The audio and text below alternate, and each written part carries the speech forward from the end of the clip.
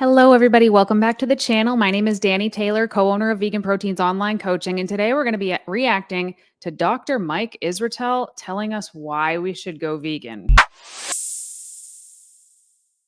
So, I love Dr. Mike Isratel. I don't agree with absolutely everything he says always, but this is a very smart man, PhD in exercise physiology. He's the head exercise scientist and maybe the founder, I'm not sure about that part, of Renaissance Periodization. He's largely regarded as one of the best evidence-based fitness practitioners out there. He's got a wildly popular YouTube channel. And apparently this video that he has called 10 Reasons to Go Vegan is 2 years old. It's a video that's 2 years old, but somehow I never saw it. So I watched about the first 60 seconds of this video and was like, no, no, no. I should react to this video. So it is a super long video.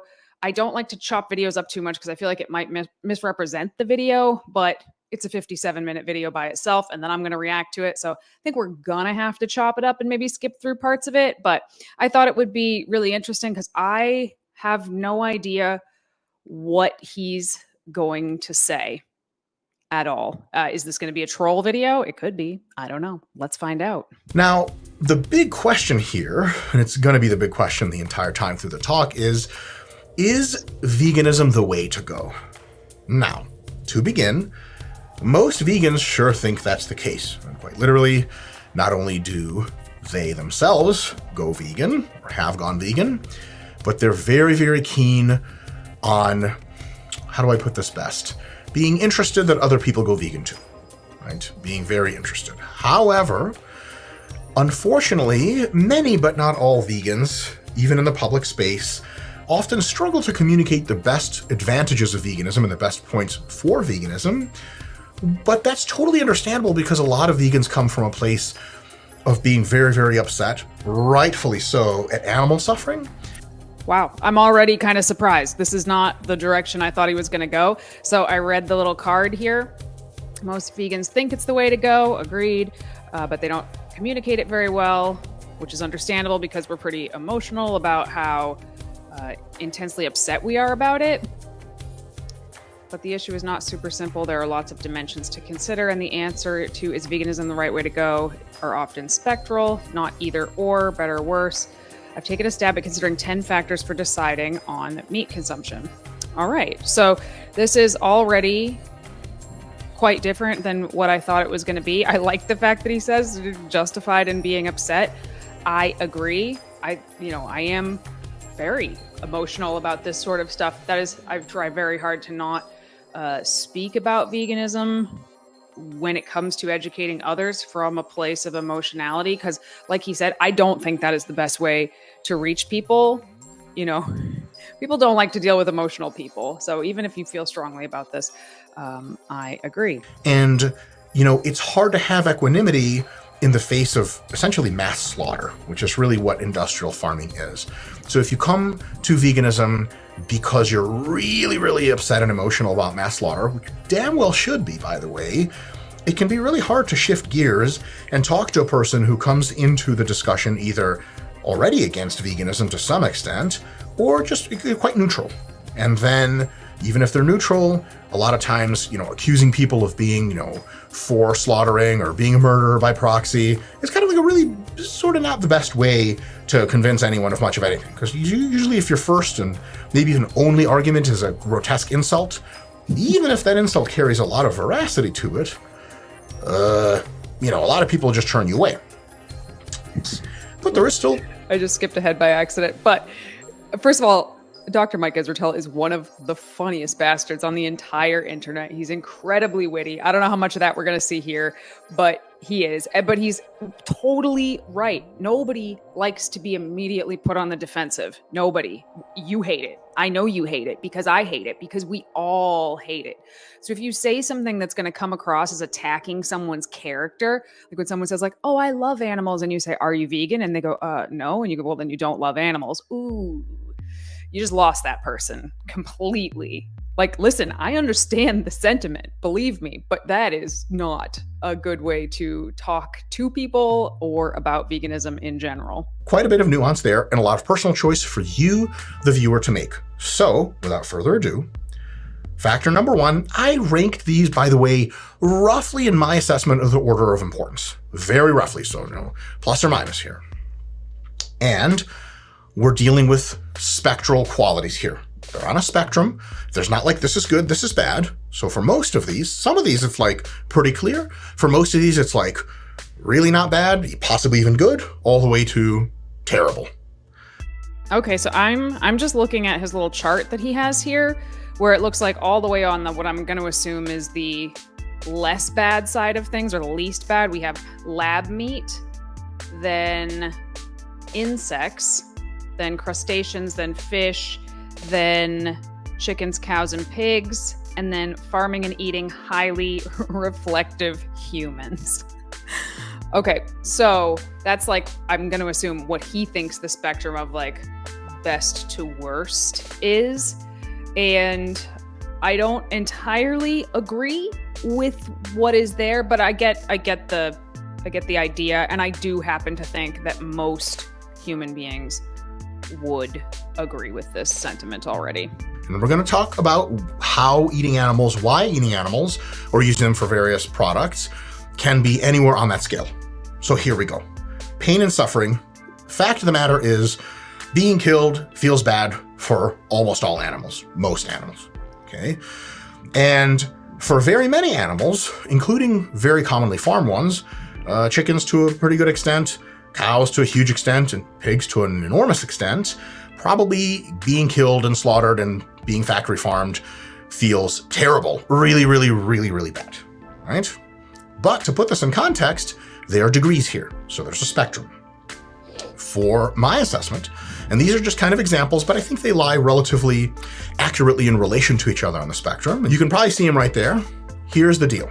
The worst thing in many instances is to kill, slaughter, and including raise and farm in very inhumane conditions, a highly intelligent and very reflective being. Highly intelligent, reflective beings with a huge spectrum of emotion can feel terror and harm in ways that other beings simply cannot. Right? Man, so again, I thought this was going to be kind of a trolling video, but everything he's saying is true, and I would agree with it. I think, what he believes is going to be a highly sentient and reflective being might be a little different than what you or I think, but he did just recognize that chickens, cows, and pigs in that order are intelligent feeling beings. And I'm also glad that he included not just the slaughter of these animals, but the raising to slaughter. And 100%, that's a huge part of it. You always hear these happy small farmers say they just have one bad day. I mean, fat chance, but in these factory farms, it is not one bad day. The entire life of which is cut short by usually like 70 or 80% is horrible. So to me, this is the number one irrefutable argument for going vegan. I've talked about this before. Veganism is an ethical decision. It is not a diet. I understand that that's gotten mixed up through the years, but this is why. So the fact that he's starting with this as a reason to go vegan in his 10 reasons to go vegan video is kind of impressive. The qualitative pain is just higher, okay? The ability to suffer truly, and suffer, and there's Eastern wisdom definition of suffering, not just experiencing pain, but experiencing pain layered into an expectation of not pain and a hope for future not pain, an attachment to past not pain, experiencing all that psychic pain in addition to physical pain. Real bad deal.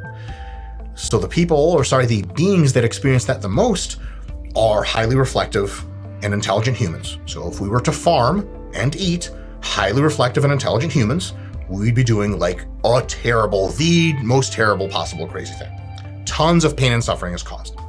Now, cows, chickens, and pigs, actually chickens, cows, and pigs in that order, experience incrementally more pain and suffering at a deeper and deeper level, but probably less so than humans because they simply don't have that ability. So this may be true. I'm not going to say 100% because I firmly believe like we just don't know what we don't know. But there are plenty of animals that cannot feel and think as strongly as, for example, pigs, that we as a society, certainly as an American society, have decided we're not going to kill. These are not animals that we kill and eat. Even though if this is the spectrum we're going on, there are animals that are, like dumber or less feeling than cows and pigs that we, sometimes keep in our home as pets. So I get what he's saying, but still, the way that we actually execute this, no pun intended, is imperfect. To reflect nearly as much. Okay. So chickens, cows, and pigs, so for example, if you get a pig and he's eating at a factory farm and he's not proximately currently being hurt, and there's not a ton of squealing around him going on and, sort of getting him to think, oh God, I'm going to die really soon. There's probably quite a few times during a pig's life where he's just sort of happily eating and there's pain and suffering to come later, but he probably doesn't have a huge ability to anticipate that and suffer currently for pain that's anticipatorily future caused. So what a human does for sure. So if you get a rather intelligent human, this is like pure terror where he knows like even as he's eating, he's like, I'm just going to get like electroshocked right now and I can see everyone around me and our society's gone and all these people are emoting around me and it's terrible and I know I'm going to die soon and get tortured. This is awful, right? So pigs probably do this quite a bit, not as much as humans. So less suffering per unit animal. Cows do this probably quite a bit, maybe not as much as pigs, but it's a toss-up. Chickens probably do this considerably less, but just not as smart. Okay. So it is true that chickens are not as smart as cows and pigs, but that doesn't mean that they can't feel fear or anything like that. But he said cows less so than pigs.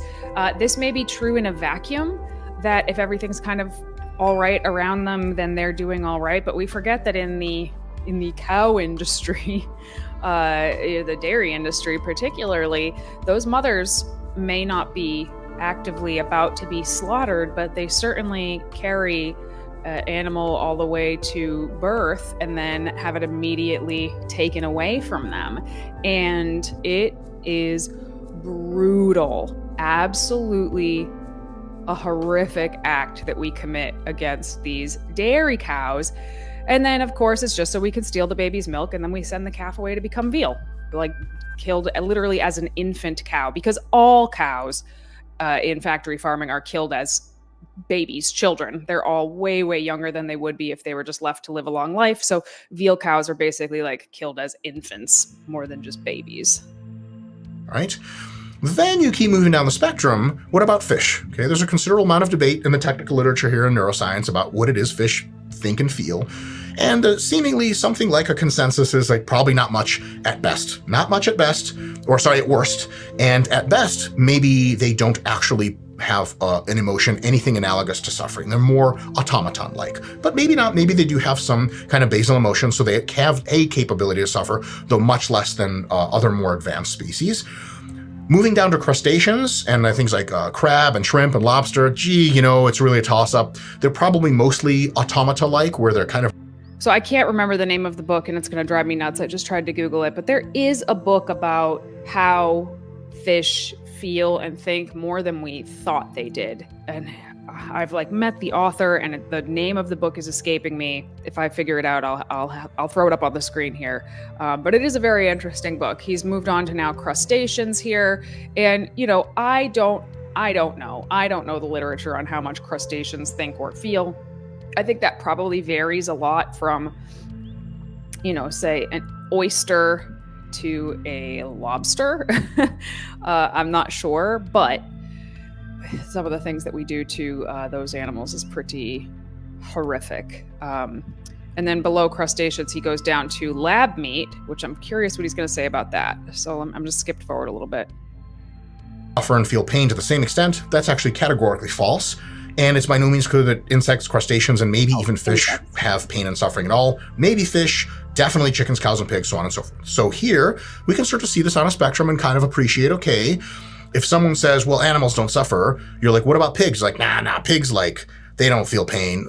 That's almost certainly false. And That is almost certainly false. I would actually say that is categorically false. And it's some of the other ones here that he's saying don't feel pain. That's where I feel like we just don't know and we're not sure. And for me personally, here's the thing. If I can live, and thrive, and be healthy and fine without maybe taking the risk of killing something that can feel and think, like, I'm just going to do that because it's not that freaking hard. Like, that's it. I mean, maybe one day science proves fish and crustaceans, they feel nothing.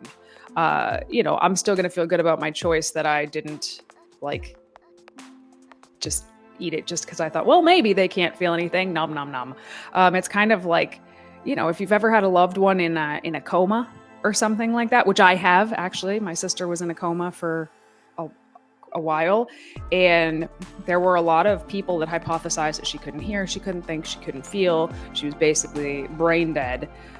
And if you've ever been in that situation, you just like get that gut feeling like, but what if that's not true? What if they can hear me? And if I'm talking to them, what if it does help them feel better? So you just do it just in case.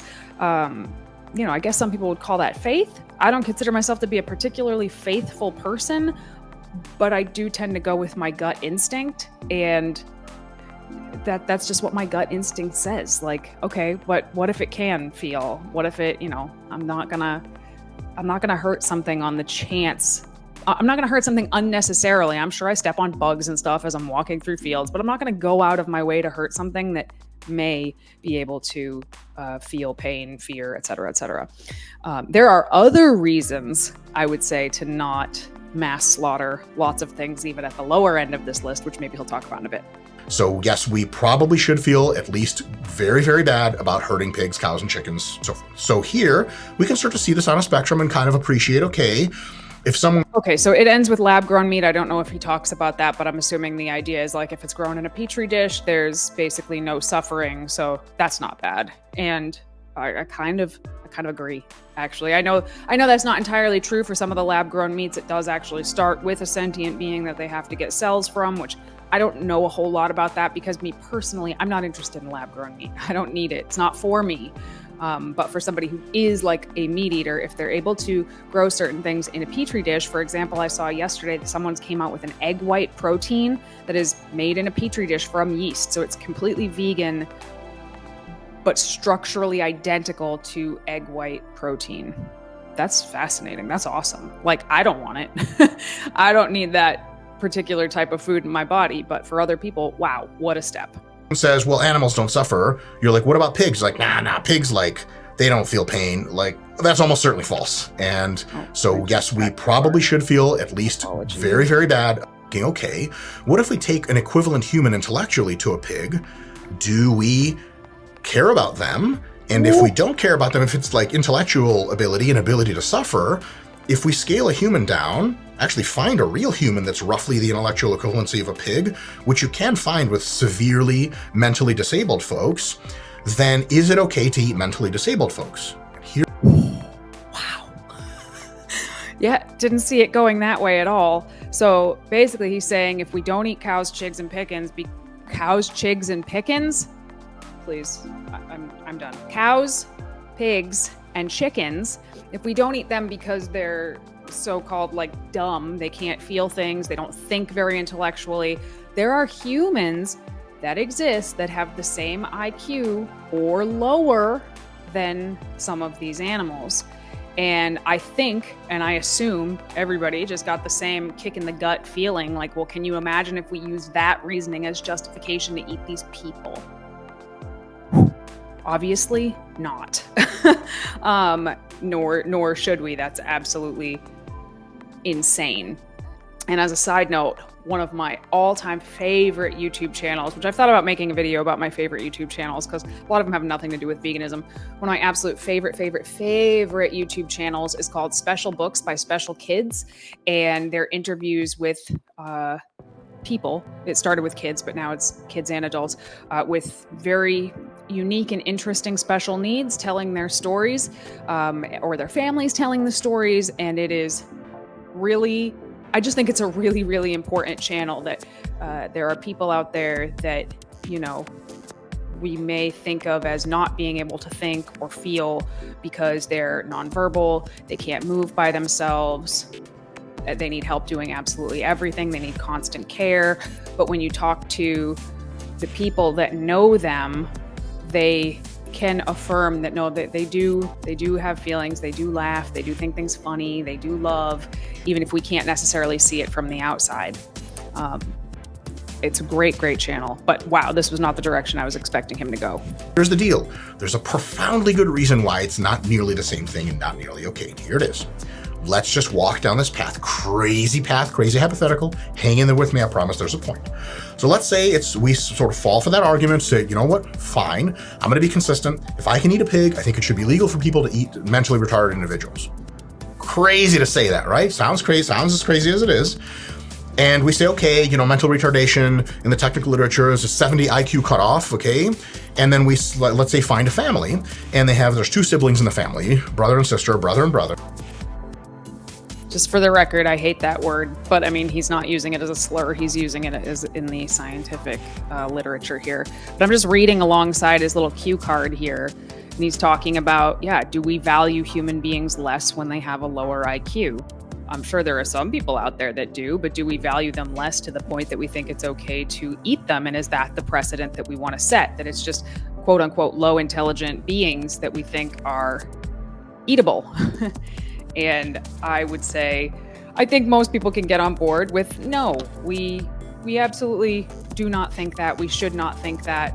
Certainly, our parents one day will get older and older and their cognition will decline, and we still value them as beings just for what they are, as we well should. I don't know if we need to stay on this topic too much, but I'm kind of floored that he made this argument, which I would agree with. So let me bump forward to number 3.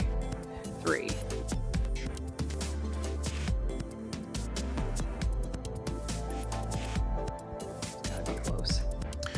Number 3 is rights reciprocity ability. Okay? Little thought experiment. You take a room, completely closed off room, nowhere to run. You take a vegan, a very good person, bowl of water, and adult gigantic male pig. Okay? And you just don't give them any food for forever. Eventually, the pig will almost certainly eat the vegan. Okay? Because first of all, the vegan is highly unlikely to eat the pig out of respect for that pig's animal rights. The thing is, pigs don't have a respect for other creatures' rights. They probably don't have the psychological wherewithal to even imagine that there is this concept called rights and that there's this concept called respect. They don't do a whole lot of that, okay? Possibly none of it at all. So the pig is unable to respect rights. And if animals cannot respect human rights, there is a pretty decent beginning of a moral argument that says, why should humans respect their rights back? Like, if someone just walks into your garage and takes shit out of your garage and uses it their own, if you come into their garage and take their shit, they can't be like, what the hell are you doing? Like, well, I'm doing the same shit you are, right? So because a whole lot of animals simply cannot and will not reciprocate human rights, it's kind of an interesting thing to say, well, they deserve rights. Like, they do? They don't believe in rights. It's not even a concept they hold. See, I get what he's saying, and this is an argument people make all the time. Like, well, what if you were stuck on a desert island, just a pig? That is the dumbest argument ever, because if the pig is alive, just eat what the pig eats. If you're there with just a pig with just water, listen, when it comes down to like do or die, like you do what you have to do to stay alive. I don't think anybody would fault anybody for that. Anybody watch Yellow Jackets? You know what they did to stay alive? Good God. And I still don't fault them for it. But when we go back to what we were just talking about, where, okay, if something has a lower IQ, or in this case, like lower understanding of respecting the boundaries of others, does that mean that we value them less? No. So if there are beings, pigs, cows, chicken, people that do bad things, let's say, do we or should we value them less? Now, there are incidences where I think a lot of people would say, yes, you hurt a child, you do X, you do Y, you do Z, you murder somebody, you just lost all your rights. And that's what happens. But there's still a huge population that would say, but we still don't kill those people. Now, maybe in certain incidents, you might disagree. But I think in a lot of incidents, we don't just kill somebody just because they like broke any old law or disregarded someone else's rights in some smaller or like necessary way. If somebody is found to have broken even a horrible law like murdering somebody, but they are found to be mentally incapable of understanding what they just did, they get a different kind of punishment generally than somebody who is fully aware of the decisions that they just made. And I think sort of as it should be. So if we, and I'm being pretty presumptuous even saying that, if the general people who are watching this video, myself, Dr. Mike Isratel, if we say, okay, well, I know what is right and wrong, and I don't want to do things that are wrong, that doesn't just mean that I get to, it's not an eye for an eye. It almost feels more like, okay, well, it's my responsibility to continue to uphold these morals, values, ethics that I think are important, but I can't expect somebody that doesn't have that same capability or something that doesn't have that same capability to demonstrate the same levels of awareness, but that doesn't mean I should do it less. It almost feels more like it's, okay, well, I guess it's my responsibility then, even if I'm not gonna go tit for tat. Right. Now, again, this isn't either or. This isn't like animals can't respect human rights. There's a spectrum here, so here's the spectrum.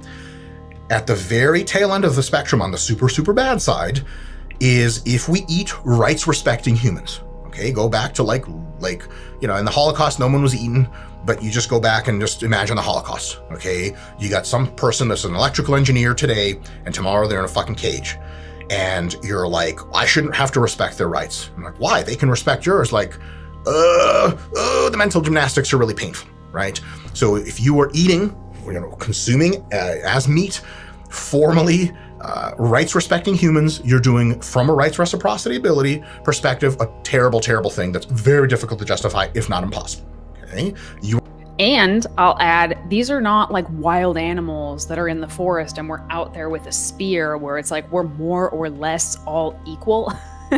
These are animals that were bred into captivity, raised in captivity for the sole purpose of being slaughtered and consumed. So it's like we're literally starting off not even respecting them as beings. So the idea that they could possibly decide to respect us back is, it's silly on a bunch of levels, but it's, again, this is not like a level playing field where we're all coming to the table and deciding what to do from there. They're literally made to die, and that is pretty fucked up. Number 4, environmental effects. All right. Couple of things, and this is where vegans gain a real big advantage. A huge advantage. This, I would say, would be number 2. If I had to put these in order so far, number 1 would be number 1, pain and suffering of animals. Number 2 would be this. I don't even know exactly where he's going to go with this yet, but I do know, because there is no environmental argument, period, full stop, where eating animals, certainly not in the way that we consume them now, is even remotely okay for the planet. In order to raise livestock, for example, it takes more grain to feed livestock that eventually goes to humans than it would grain if just all humans were vegan. That step of going from the energy density of grain and feeding it into animals and then feeding into ourselves, that animal step, wildly inefficient and requires way more environmental degradation, right?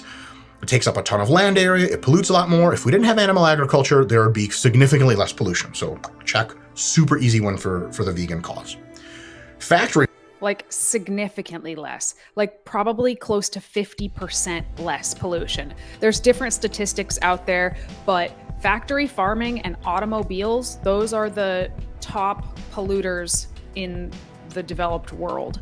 And I would argue neither of them are completely necessary, but eating animals, the badness compounds over and over and over again. With car driving, the badness compounds in different ways, but it's insane the mental gymnastics people will try to do to explain why eating animals isn't bad for the environment. And I could see on his little chart here, he's got another like worst to best scenario here, best being responsible hunting of excess populations. The next is lab-grown meat, then pasture-raised animals in limited areas, then ultra-modern factory farming, then mega-polluting and disruptive factory farms and delivery trucks, etc. So I can see where that is going, and I guess I would argue that that spectrum is probably correct. I might swap lab-grown meat with hunting of excessive populations, because I think there's other ways to handle excessive populations that are not just like open hunting season. One, controlling where we decide to develop land, because that's a huge part of it, is like these weren't overpopulated areas. We just took away half of their land by building friggin' strip malls, and now there's way more than the land can handle. But there's different ways that you could prevent the population from breeding that isn't that, and it would, it would stop a lot of unnecessary animals coming. Lab-grown meat, I would say, is better than that. Next is probably something like regenerative farming, is that small farming in small areas that he mentioned, and this is the argument I get a lot on Instagram, especially. There was this restaurant out in LA called Sage, and it was an all vegan restaurant, and it was a really good restaurant. And then on Earth Day of all days, they decided to tell us that they were going to become a regenerative farming restaurant instead, because that's going to be better for the environment. And it was like the most tone-deaf garbage post I've ever seen in my life. I don't like to dogpile, but my God, that was a popcorn eating day for sure. And it led me to doing some research. I had done this before, but I wanted to redo research to see, okay, well, maybe some of the data has changed on this. But everybody says regenerative farming is the answer, right? This is the answer to how we get to eat meat and not destroy the environment. There is not one model where we can feed the world with regenerative farming the way that we currently eat, especially while having food equity, which, if you give a shit about anything, like one of the things you should give a shit about is food equity, meaning it's pretty messed up when third world countries are growing all of this grain to export it to the United States so that we can feed it to livestock that we then kill and eat. Now we've essentially eaten all of their grain and all of this livestock, and they get nothing. So when we talk about food equity, it's making sure that all over the world, people get, roughly equal amounts of food. There is no model where regenerative farming can do that.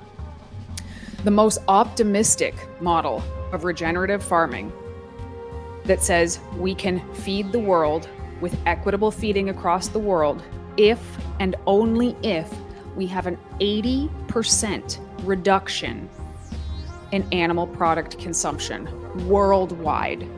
Now, America eats as much meat as the most countries in the world. Like, I don't know the exact number, maybe we're in top 5, of how much meat we eat per person. I should look that number up. So the world on average has to reduce by 80% of the animal products that they consume. That probably means we need to reduce it much more than that. And that is the only way regenerative farming can, quote unquote, feed the world. Would that be an enormous step in the right direction? Hell yes, absolutely. So much. We're talking an 80% reduction of animals raised, animals killed. Assumedly, their lives would be better right up until they're slaughtered. Do I think they should be slaughtered? No, I don't. But that would still be a huge step in the right direction. But that is not what people are talking about when they're talking about regenerative farming. When Sage opened up their bullshit regenerative farming restaurant, do you think that the plates were 80% plants and a tiny little sprinkling of meat like a condiment? Nope. It's just big old slabs of steak that happen to have been made on a regenerative farm. A bullshit. Number 5. This one's kind of really esoteric, so follow along with me, but it must be stated. This spectrum is the life-producing and enhancing potential of an animal we could potentially farm for food. So, if you like life better than not life, than death or the absence of life, then you probably want to think a little bit ahead and realize that in order to preserve life, as much of it for as long as possible in universal time, you want life to first of all survive, Second of all, and have a really high ability to survive in the future. Diversify all kinds of different life. So if really bad shit happens to one way of living, other ways of living can still succeed. Like fucking meteor toasted the dinosaurs, but I have no idea where he's going with this. The mere existence of humans combined with thermonuclear weapons, Okay, so I understand what he's saying, but I don't know what this has to do with being an argument for being vegan. Humans, good. Got it. Extra atmospheric delivery capacity and advanced targeting is like the greatest thing that's ever happened to planet Earth as far as the conservation of the biome. Because like asteroids and... I'd also add, although humans might be the only animal on the planet that can help keep the Earth alive, like we could stop asteroids from happening, I would also argue that I'm pretty sure we are the only animals that could also destroy the planet. So I don't think cows can do it. Humans can prevent animals from going extinct that are on the brink of extinction. Like if we just decide, and a lot of times we do this with like a sheer audacity of like what's cuddly and cute, like we decide like, you know, bald eagles, we really like them, they're on our fucking flag or whatever. They're not on the American flag. Okay, humans, good, can save endangered animals, can also make animals go extinct. Although I guess other animals could do that as well. So when in maybe 100,000 years, you look outside view of our galaxy, you're gonna be like, oh my God, it's teeming with life. Humans did it. Humans fucking did it. I don't disagree with anything that he's saying. Did we lose the plot? Like, I'm not sure where this is going. Listen, Dr. Mike Isratel is way smarter than I am, so I assume he knows where he's going, and that's why I'm going to keep watching this till I can get it. Did it. Cows and pigs and chickens sure as fuck didn't do that shit, right? They're valuable in their own way, but they're not valuable in that way. So, from the perspective of what has the most life-enhancing and life-producing potential, and also not just producing life, but enhancing it, making more happiness, for example, for other creatures, we can do a little bit of a ranking, a little bit of a spectrum, so here it is. If you kill Elon Musk and eat him for food, right? I support this. People are always saying like super crazy leftists to be like, just kidding, I don't actually support that. Just not a big fan. Kill the rich or eat the rich. Like the rich are the most productive people on the planet in a free society. They invent all this. I don't want Bill Gates to get eaten. He made Microsoft Excel. I'm using Microsoft PowerPoint to read this shit right now. I have nothing to do. See, but there's a flip side to that. Yes, they are the most powerful and potentially helpful people on the planet. They are also the most destructive and potentially damaging people on the planet. To colonize the fucking universe, eating him for food, humongous waste of potential. Okay, so don't eat people for food. That's what I've got. We don't want to eat humans. Okay, I'm going to move on to the next point. One of the big arguments that you hear from folks that are super pro animal rights, to their credit, would say things like, well, you wouldn't want to be farmed for food as a human. And that's true. And it's true for many animals, but it's not exactly true that all animals are equal in their desires for freedom and self-direction. For example, here's our spectrum. If you farm for food, humans in their prime, with goals and dreams and desires and years of personal individual freedom as a precedent for what they expect, you grind them up for food, you're doing a real terrible thing on the self-directed freedom. I mean, you're robbing. This is terrible, right?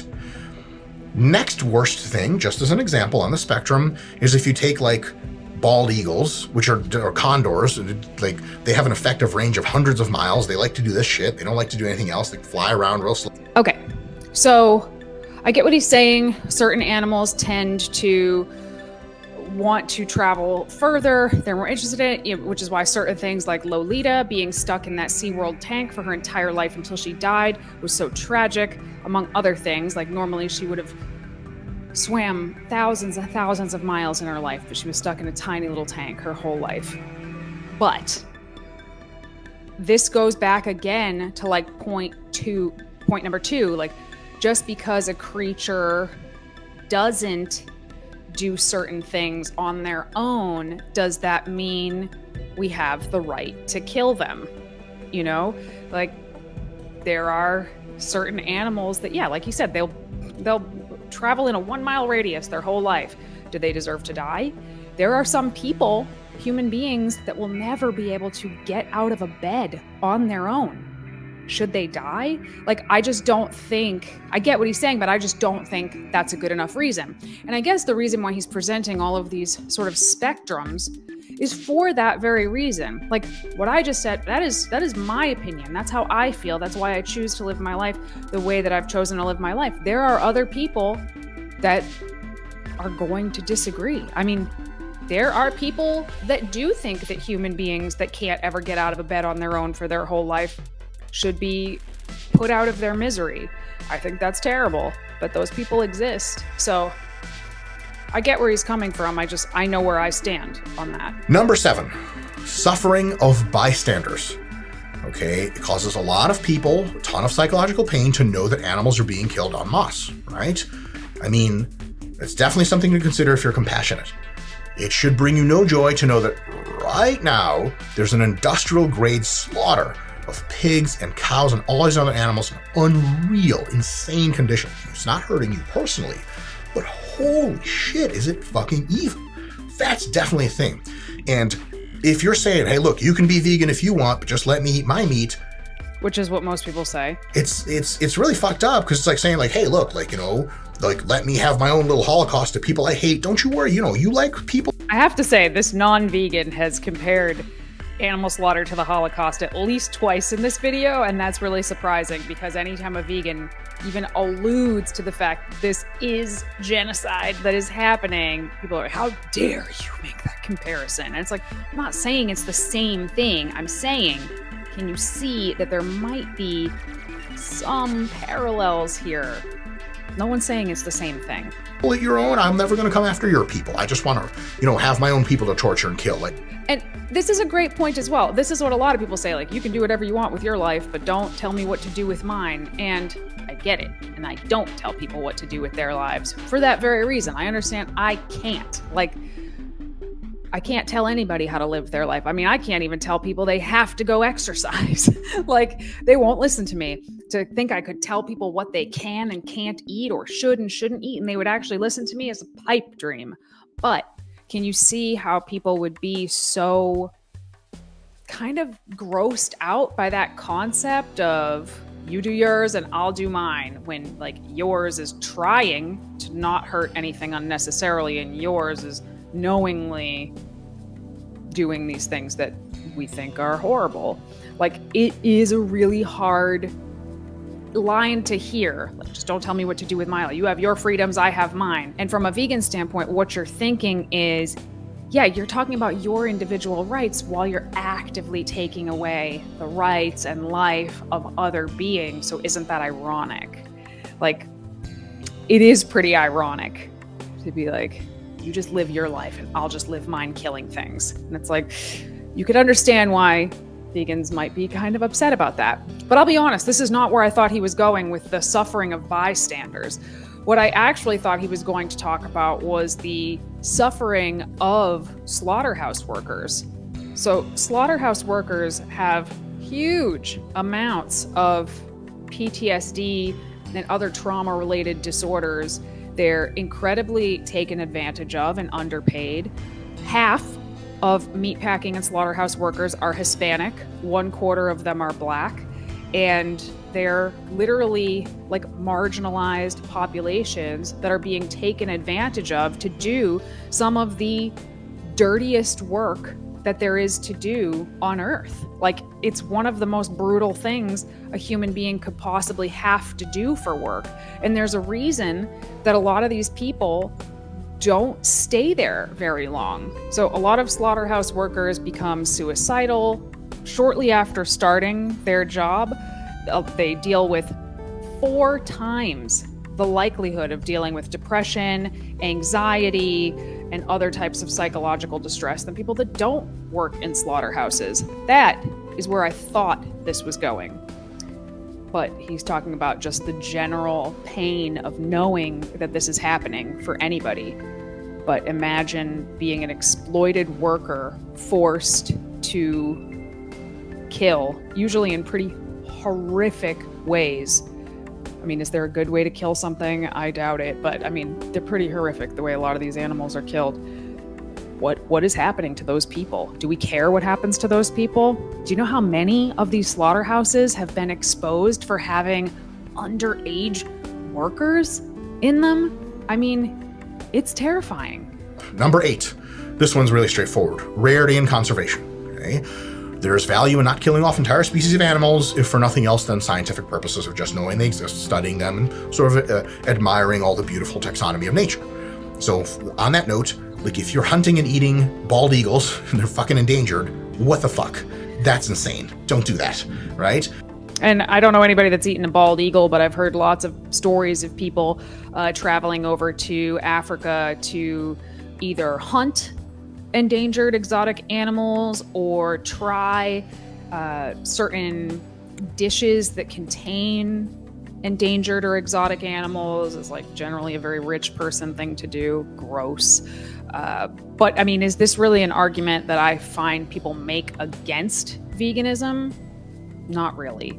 That, you know, we shouldn't kill off any one species. I think even people that are not vegan tend to feel a little bit of like twinge when they find out like, oh, there's a new animal that's extinct. And, you know, we're never going to kill off all of the chickens, cows, and pigs and fish. Oops. Like, it's never going to happen. And that's true because we're definitely keep breeding them. But with the amount of land that we clear, with the amount of environmental damage that we do with these factory farms, certainly people must understand that that is causing more species to become endangered and potentially extinct.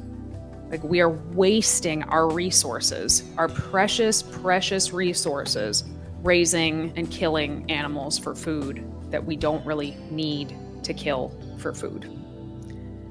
So I don't think that this is a big argument that anybody makes against veganism. Like, let's just kill all the animals off. If anything, what I hear is, yeah, well, what would happen if everybody went vegan tomorrow? We'd be overrun by cows and pigs and chickens. Like, it's never gonna happen. Number 9. Yeah, believe it or not, we're training your nutrition channel. This only gets one slide, is nutrition. To be very particular, infants and young children almost certainly need some animal protein. If it does not come from mother's breast milk, then it probably has to come from usually animal-derived baby formula. So making entire society vegan, difficult, possible with some technological advances. Okay, I'm already gonna pause right there. So I have never had children. I'm never going to have children. But if I did, I would certainly try to breastfeed. That would be my intention. Would be to breastfeed, because I think that's probably the best food that a baby could have, would be breast milk. That said, you're not supposed to feed babies cow's milk. They're not supposed to eat that. And I learned that because when Desmond was 5.5 months, he came to live with me and Giacomo. And guess who did not have big boobies full of milk? Me. None. Zero. And I was not about to go out and buy him cow's milk. Everything I read said that's a terrible thing to give kids. And when I looked at the ingredients and a lot of the formulas that were out there, they were not great. But I was able to find some doctor-approved, plant-based baby formulas, and that's what I got for him. And he was fine. He was great. Even when he came to me, he was a little bit underweight, actually. And we got him right into the middle of that bracket on plant-based baby formula. And, you know, then at 1 year old, he started eating other types of foods, you know, actual foods, in being supplemented with the baby formula. And then eventually he wasn't. So I disagree. And, you know, taking him to the doctors and taking Daisy, who was 2, through the doctors who had been exclusively breastfed. They were both perfectly fine. Now, obviously, being breastfed is animal protein.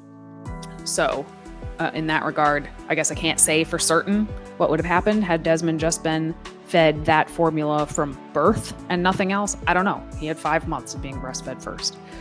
So can't say for sure, but, you know, we talked to the doctors, the pediatricians. We let them know what was going on. Not one doctor had a single solitary concern about them being raised plant-based, and we do not live in a major city. Like, I know this veganism is very common in places like LA and New York and this, and even Boston maybe, but we don't live in Boston. We live in east middle of nowhere. I mean, New Hampshire is a stone, like I could throw a rock out my window and hit New Hampshire right now. We live in the middle of nowhere. People don't know what veganism is, but the doctors had no concern with him being raised plant-based. But certainly tough. However, for the rest of us, human adults, with just a moderate inconvenience and having to take some supplements and counting some macros and micros, you can probably get the same health, the same performance, the same everything, and never eat meat again, and essentially suffer zero health or performance consequence, right? Hearing him say that makes me so happy. He's right. Obviously, he's very, very right. There's so many people that when going vegan intelligently are totally fine. And I mean, I'll be honest, I went vegan unintelligently. I was 16 years old. I didn't know what the hell I was doing. I just ate French fries and bagels and Coca-Cola, and I still got healthier and healthier, even though that was an abysmal diet. Thereafter, I learned some things and truly like continued to get healthier and healthier. But mentioning like, yeah, some supplementation needs to be done. True. I would also argue that most non-vegans are also supplementing in some way, whether that is actually taking a physical supplement or their food is fortified, whether they realize it or not.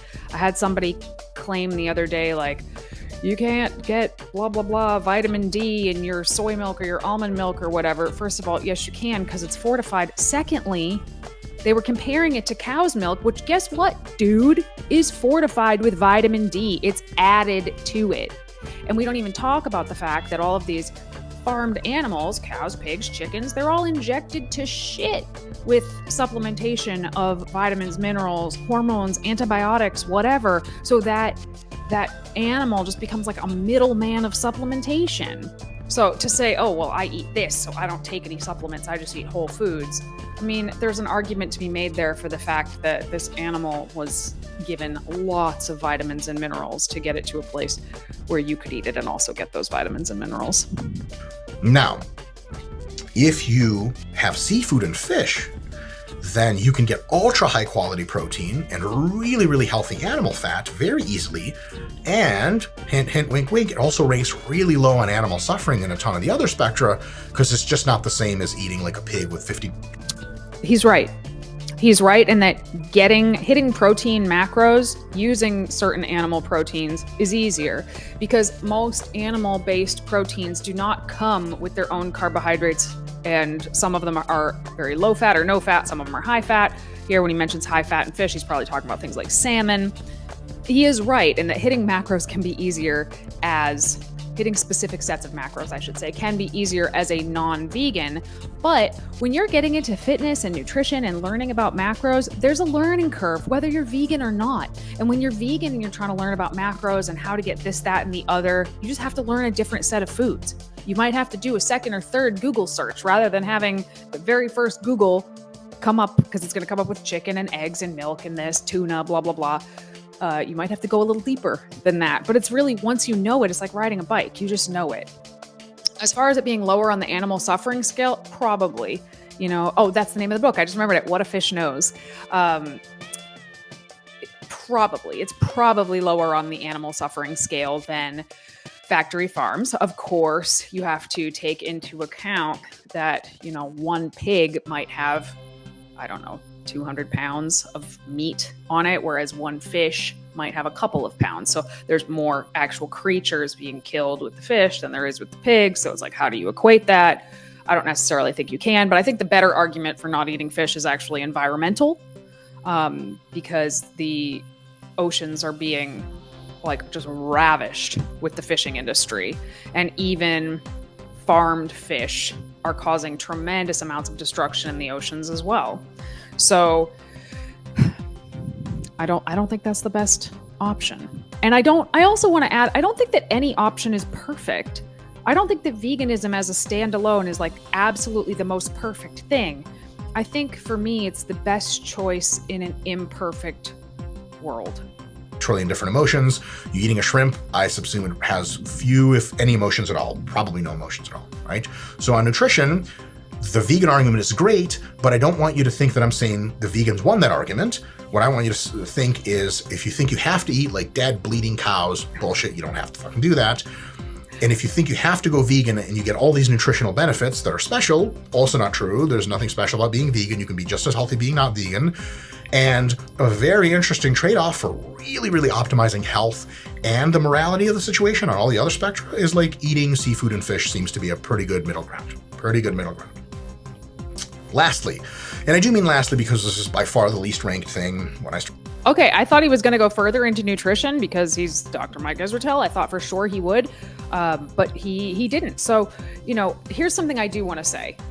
back to what I was saying, I don't think veganism is perfect. I also don't think veganism is some magic bullet of health, because at its core, veganism is an ethical decision. You can eat very low quality, high sugar, high fat foods and be vegan. I know, I did it. I did it when I was 16 years old. Imagine the joy on my 16-year-old face when I found out that Oreos were vegan. It was like the clouds parted and sun came down upon me. And guess what? Oreos are still vegan. And a lot of people think just by going vegan, their health is going to improve. And I know I just said that's exactly what happened to me. I'm not going to lie. That is exactly what happened to me.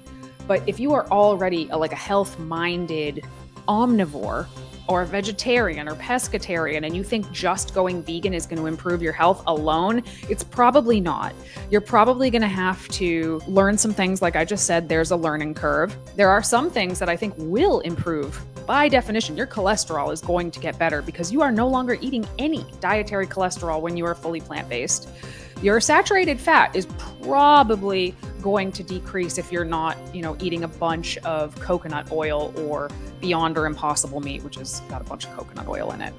So certain things are going to improve, but there's a lot of people out there touting veganism as like a surefire way to dodge cancer or heart disease. And while there is a lot of literature to suggest adopting a plant-based diet may lower your risk of certain illnesses, cancer, diabetes, heart disease, stroke, major ones, like big major players, they are not a surefire thing.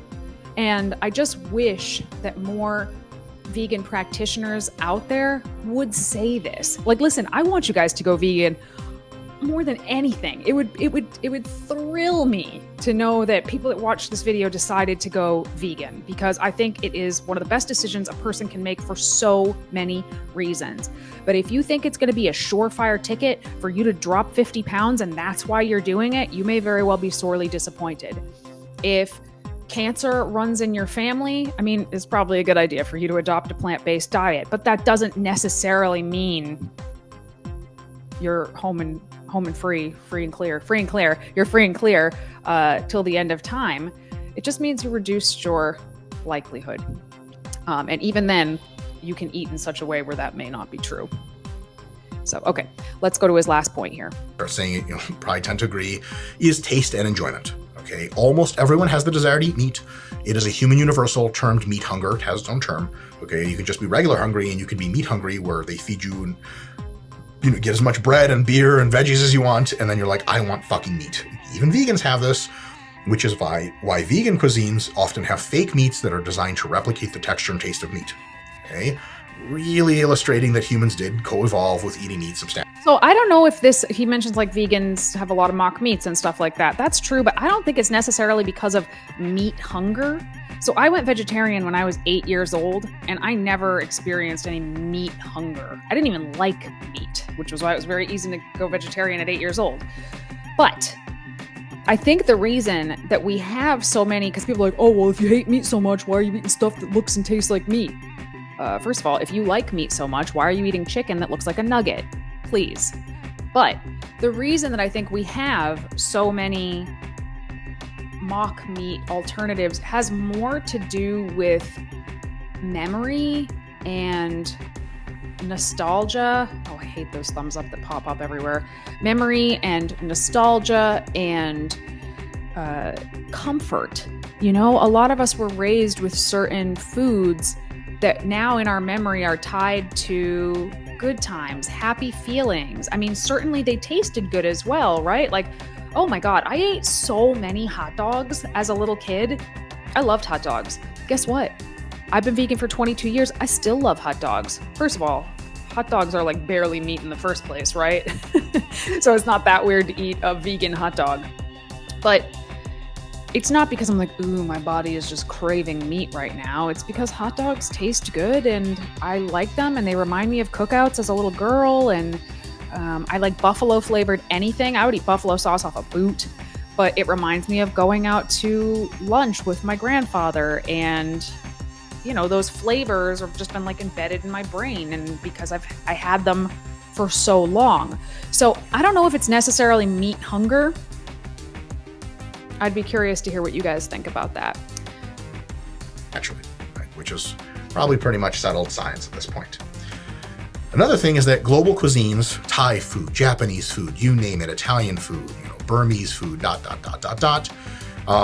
they rely very heavily on animal products in almost every case. And if we just make the world vegan tomorrow, it would upend a lot of that cultural inheritance significantly. So I don't know. There are certainly countries and cultures that absolutely rely very heavily on meat. No question. Brazil, very heavy on meat. Germany, very heavy on meat. Very westernized countries rely pretty heavily on meat. But there's a lot of Eastern cuisines that don't rely heavily on meat. They do include animal products, but I wouldn't say it's like going to upend their culture to start to exclude them. Indian food, for example, is largely vegetarian. Although they do use a lot of dairy, it's not that hard to do it without it. There are cultures that don't use that much meat. China, for a very long time, this is different now, meat was considered more of a condiment on their dish than the actual main star of their dish. So, and I think that's actually what started the China study in the first place, where they noticed lower incidences of cancer. The China study is very flawed, but there are some little nuggets in there that I think are good. So I don't know if it would make that huge of a difference in certain places. And especially I think the more first world a culture is, the less of an issue this becomes, because this very next point on the list here is that fake meats, vegan products are getting better and better. I think so. I haven't eaten meat, like actual flesh, in over 30 years. So sometimes it's hard for me to tell exactly. So I never like to be like, oh, this is exactly it, because I'm not sure. But I can tell you this, after 30 years of not having meat, 22 years of not having dairy or eggs, it is a very short list of things that I haven't found that taste the same to me. Cottage cheese, haven't found one that is good. Haven't found a recipe that I think is close. Really good mozzarella sticks.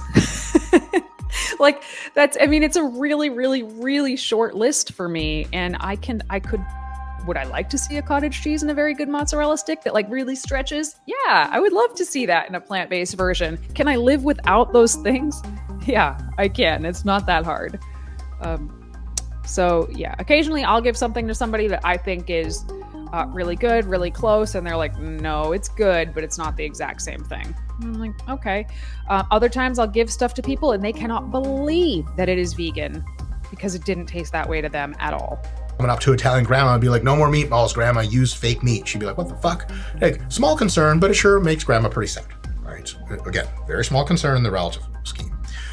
Good news is fake meat vegan products are getting better and better, like the Impossible Burgers, as I've been told, very, very good. I look forward to trying one at some point, and almost undifferentiable from meat, as far as at least a lot of people say. Maybe not everyone, but it's getting better all the time. I actually don't like Beyond or Impossible because they taste too real to me. So I kind of miss the days of I love Boca Burgers, regular old Boca Burgers. They're my favorite veggie burger, just the original Boca Burgers, and they're harder and harder to find as these more realistic meat analogs come out. And macros on them are also outstanding. I wouldn't say, oh, they taste exactly the same as a regular burger, but guess what? I didn't like regular burgers, so that's why I don't like Impossible and I don't like Beyond. And again, seafood seems to dodge a bunch of problems here, because there's probably very few downsides of eating seafood and fish as far as any of the other vegan concerns, but tons of cultures rely heavily on seafood and fish and can continue to have their beautiful. He's correct. Tons of cultures do rely on seafood and fish. I think some of the ethical concerns of eating seafood and fish are much lower than some other mammals, but the environmental concerns, I think, are quite real. They're a very important part of the food chain at large, and when we overfish them, we damage the ecosystem significantly. Wonderful cultural history and expression of modern cuisine. So how does all of this add up? Are you guys able to read these cards? I hope so. I know it's not a very high quality video that I downloaded, but it says, how does it all add up? If you go vegan, you check the boxes on that whole list. Awesome. And I encourage you to do so. Just in and of itself, to hear one of the best minds in the scientific community when it comes to fitness and nutrition and lifting and bodybuilding and powerlifting. I mean, this guy is awesome. And if you don't mind his foul language, which I personally love, I would highly encourage you to check out his channel. It's fantastic. Again, I don't always agree with everything he says, but I think it's very interesting stuff. And I think a lot of the times he's right. And I'm super impressed by this video in general. But the fact that he's saying, if you feel this way, I encourage you to do so. He doesn't say, if you feel this way, go ahead and do it, but you're going to lose all your gains, which is unfortunately what a lot of other big fitness nutrition people will say, like, be vegan if you want to, but enjoy being a weak piece of shit, basically. And he's not saying that. When lab-grown meat comes out, this will be killer. I agree. I think it's going to be a really big deal when it becomes, not just when it comes out, because it's out, but when it becomes more widely available and affordable. Because what we forget when people are like, well, vegan options are so expensive, they are, but they aren't. The reason that they seem so expensive is because meat and dairy is subsidized by the government. So the price on meat and dairy, even though from what I've heard, all of this stuff has increased in the last several years, like everything has gotten more expensive, but it's still artificially lower than it would be if it wasn't subsidized by the government. The next point here, if you eat from insects up through fish, you're probably doing almost no harm. So this is a big step forward. I would agree that it is a big step forward. I don't know if I would say it's doing no harm. Again, especially because of what is happening in our oceans right now environmentally. If you hunt, you're very morally defensible. Just don't fucking hunt endangered species, for the love of God. Definitely don't hunt endangered species. I think there are probably situations where hunting is defensible. I don't know if I would call it morally defensible, but defensible. But I also think that there are more hunters than not that have taken up killing as a hobby, unfortunately. Now, if you eat beef, pork, chicken, etc., you're doing quite a bit of harm. If you're cool to just take that morally on the face, respect. Okay? So you can't walk around really being an intellectual and being like, nah, fuck it. Like, I'm not doing any harm. You're doing a shitload of harm. Shitload of harm. I kind of can't believe he just said that. God, I'm just super impressed that he just said that. I mean, yeah, if you're gonna do it, at least know what you're doing. Don't pretend it's not a problem. It is a problem. I mean, do it if you're gonna do it. Nobody can stop you, but stop pretending like it's not a big deal. It is a big deal. Can do if you're totally cool with doing harm, hey, listen, at least you're speaking it out loud. If you're not cool with doing so much harm, you can do some things and still hang on to eating chickens, pigs, and cows, and other animals like that. Consider purchasing from / advocating for more humane and environmentally friendly farming conditions, right? This is a really big thing that can make a huge impact and actually bring you very close to veganism on the sort of total moral calculus here. See, this I very much disagree with. I think that if you're going to consume those things, consuming significantly less of them would be better than simply advocating for better policies. Advocating for better policies is great. Definitely people should do that. But trying to just purchase from your local butcher or whatever and saying, well, this is much, much better, I don't think so. Because this is the argument that so many people make, right? I hear this argument all the time. Well, I buy my meat from a local butcher and this and that. And listen, all the people who are saying this to me cannot possibly be saying this, that they're not all telling the truth. They're not. If as many people that said that to me, I get my stuff from a local, ethically, sustainable, blah, blah, blah, blah, blah farm. If that was true, at that percentage, we would not see that over 90% of meat and animal products are coming from massive factory farms. Because I would say 50% of the people that talk to me about this are like, yeah, but what if? And it's like, okay, what if? But that's not what's happening. You know, that's not what is actually happening.